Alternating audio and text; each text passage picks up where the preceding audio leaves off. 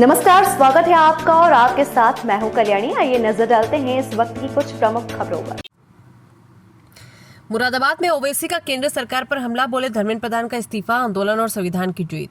AIMIM प्रमुख असदुद्दीन ओवैसी ने केंद्र शिक्षा मंत्री धर्मेंद्र प्रधान के इस्तीफे पर प्रतिक्रिया देते हुए इसे आंदोलन और संविधान की जीत बताया। उन्होंने कहा कि यह हक की झूठ पर कामयाबी और आंदोलन में शामिल युवाओं की कुर्बानियों का नतीजा है। ओवैसी ने कहा कि इस आंदोलन ने ये संदेश दिया है कि देश में तानाशाही नहीं चलेगी और सरकार को संविधान के दायरे में रहकर देश चलाना होगा। उन्होंने कहा है कि संविधान ने हर नागरिक को अपने अधिकार के लिए लड़ने का अधिकार दिया है और अब सभी विपक्षी दलों तथा लोगों को एकजुट होकर संघर्ष करना होगा। उन्होंने कहा है कि मोदी सरकार के 2 साल पूरे हो चुके हैं और लोकतांत्रिक तरीके से लड़ाई जारी रहना चाहिए। पैलेट गन के इस्तेमाल का मुद्दा उठाते हुए ओवैसी ने आरोप लगाया कि 4 लोगों को पैलेट गन से गोली मारी गई, जिनमें एक व्यक्ति की आंख की रोशनी जाने की नौबत आ गई। उन्होंने कहा कि इस मामले में जिम्मेदार लोगों के खिलाफ सख्त कार्रवाई होनी चाहिए और सरकार को पैलेट गन चलाने वालों पर एक्शन लेना चाहिए। धर्मेंद्र प्रधान के इस्तीफे में हुई देरी पर ओवैसी ने सवाल उठाया। उन्होंने कहा कि सरकार 36 दिनों तक झुकने से बचती रही, लेकिन आखिरकार उसे फैसला लेना पड़ा। पेपर लीक के मुद्दे पर केंद्र सरकार को घेरते हुए ओवैसी ने कहा कि कानून सख्त होने के बावजूद परीक्षाओं के प्रश्न पत्र लीक हो रहे हैं। उन्होंने कहा कि पहले 1 करोड़ जुर्माने का प्रावधान था, जिसे बढ़ाकर अब 10 करोड़ कर दिया गया है, लेकिन इसके बावजूद पेपर लीक की घटनाएं नहीं रुक रही। फास्ट ट्रैक कोर्ट व्यवस्था पर भी उन्होंने सरकार की आलोचना की। ओवैसी ने कहा कि 2019 में फास्ट ट्रैक कोर्ट बनाए गए, जिन पर अब तक लगभग 1100 करोड़ खर्च किए जा चुके हैं। इसके बावजूद फास्ट ट्रैक कोर्ट में करीब 2,65,000 मामले लंबित थे। उन्होंने आरोप लगाया कि मौजूदा सरकार में फास्ट ट्रैक कोर्ट व्यवस्था मजाक बनकर रह गई है। नीचे करो थोड़ा।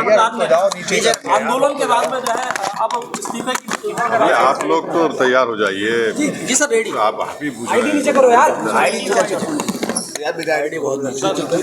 सर, धर्मेंद्र प्रधान का इस्तीफा हो गया है। लगातार प्रोटेस्ट के बाद में आखिरकार सबको कामयाबी मिली है, क्या कहेंगे?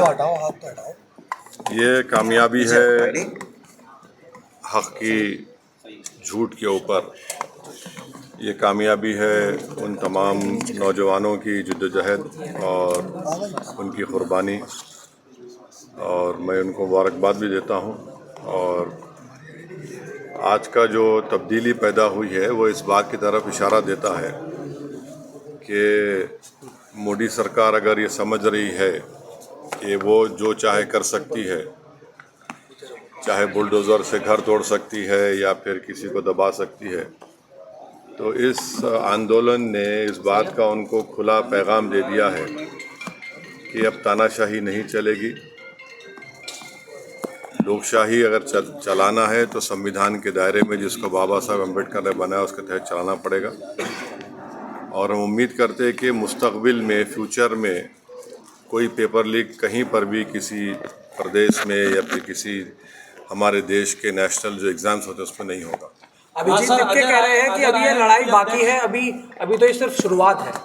क्या कहा आपने? अभिजीत लिपके कह रहे हैं कि अभी तो ये लड़ाई और भी बाकी है, अभी ये शुरुआत हुई है। प्रोटेस्ट भी सर पहला विकेट गिरा है, प्रोटेस्ट खत्म हाँ, कर दिया। तो लड़ाई लड़ने का इख्तियार भारत के संविधान ने सबको दिया है।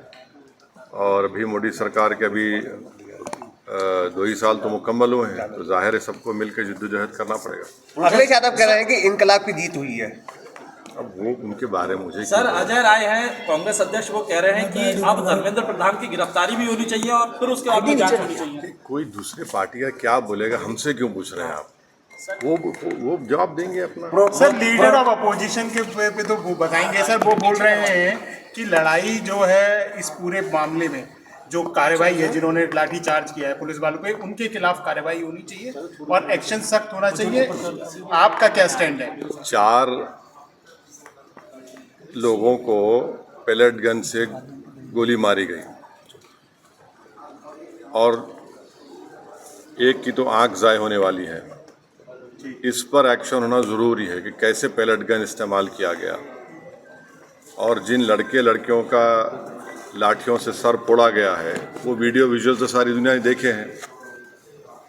और वो मसला दिल्ली हाई कोर्ट में भी गया है, अब शायद सुप्रीम कोर्ट भी उसमें सुनवाई होगी। तो सरकार को चाहिए कि ये कैसे हो रहा है। तो यकीनन ये पैलेट गन आप देखिए कि जब जम्मू कश्मीर में इसको इस्तेमाल किया गया था, करीब मेरे ख़्याल से अगर मैं गलत ना कहूँ तो 1000 के ऊपर लोगों को पैलेट गन से मारा गया था, उसमें से 50-60 लोग बिल्कुल देख नहीं सकते हैं। तो पैलेट गन का इस्तेमाल जिन 4 युवाओं पर हुआ है उसकी तो तहक़ीक़ात होनी चाहिए। एक तो मंसूरी हैं जबलपुर मध्य प्रदेश के जो BA MBA करे, एक इसमें कोई आपकी बरादरी का आउटलुक का जर्नलिस्ट है, तो ऐसे कैसे होगा? तो बिल्कुल गलत हुआ है। और जिन लड़कियों को आपने उनसे बदसलूकी की, बल्कि वो तो सेक्सुअल असॉल्ट भी हुआ उनके ऊपर, वो भी कैमराज वीडियोस में कैद है, तो इस पर यकीनन एक्शन होना चाहिए। 36 दिन बाद इस्तीफा आया है, इतने कियोस्क के बाद, तो आपको लगता है कि सरकार ने देरी की है इसमें? अब सरकार झुकने के लिए देरी कर दी ना, 36 दिन लगे उनको झुकने के लिए। देवेंद्र शिक्षा व्यवस्था में कुछ सुधार अब होना है सर, इसमें किस तरह की? उत्तर प्रदेश में कितने पेपर का लीक हुआ बताइए, कितने पेपर्स का लीक हुआ है?